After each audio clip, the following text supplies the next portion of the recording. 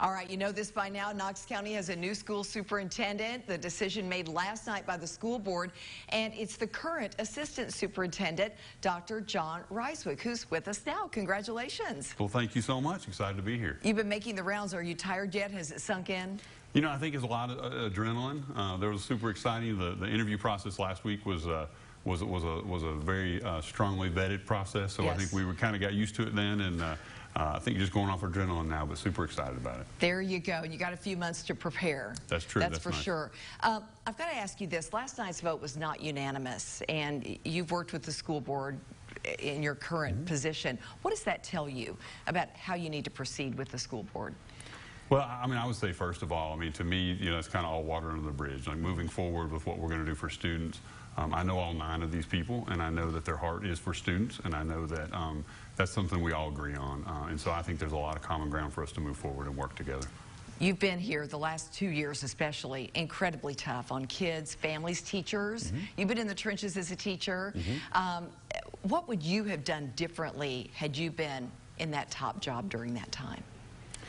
You know, I think that's tough because I think, you know, no one predicts or is ready for something like COVID, you know, and those kinds of things that happen. So, you know, I applaud what Mr. Thomas has done, what our school board has done to really stay committed to keeping schools open. We know schools are important, and being live and at school every day is important for the academic side, but also for feeding and for relationships and for all the other pieces that teachers and principals do every day. So, you know, I just applaud their effort that they were nimble enough to try to get that done, that we were able to stay open for the most part with just some small closures. Yeah, tough time for everybody. Very tough. That's for sure. You've been talking about this 9th grade math, algebra. Fewer than 10% of minority kids are considered proficient. We've got problems with 3rd grade reading levels. What are your plans for that? Yeah, I mean, it definitely, I think what's unique about Knoxville is that the problem is solvable. You know, sometimes you get in very large cities where that's a little harder to do. Yeah. But I think the fact that it is something we can get our arms around, I think that it's additional supports. It's making sure that our teachers have the training and the materials and, again, the supports that they need and the principals to do that. So I think we're going to have to be innovative in some areas and find some partners to come along with us to build out a plan that's sustainable over many years. Because that's what it takes. It doesn't just happen their senior year of high school. It happens from kindergarten on. Oh, that's the truth. You got to get them early. What about getting good teachers and keeping them? That's the key. People are having trouble all over. Sure. You know, I think some of the name of the game's changed a little bit. Before, you know, we could go to teacher recruitment fairs and they'd get your pencil and they'd sign up. You're kind of looking for certain people.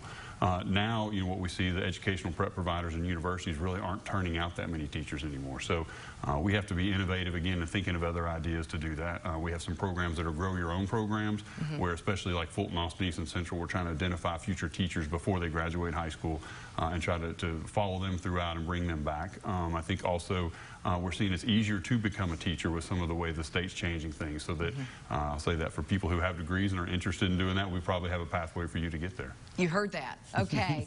Let's end with this. You're a dad, and as I mentioned, a former teacher. What promise can you make to our kids here in Knox County?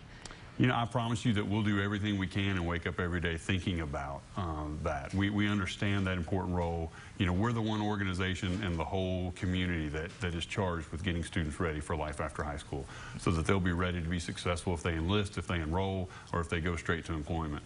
That's something we take very seriously, and that's something we're going to take seriously every day. Dr. Jon Rysewyk, appreciate it. Thank you very much.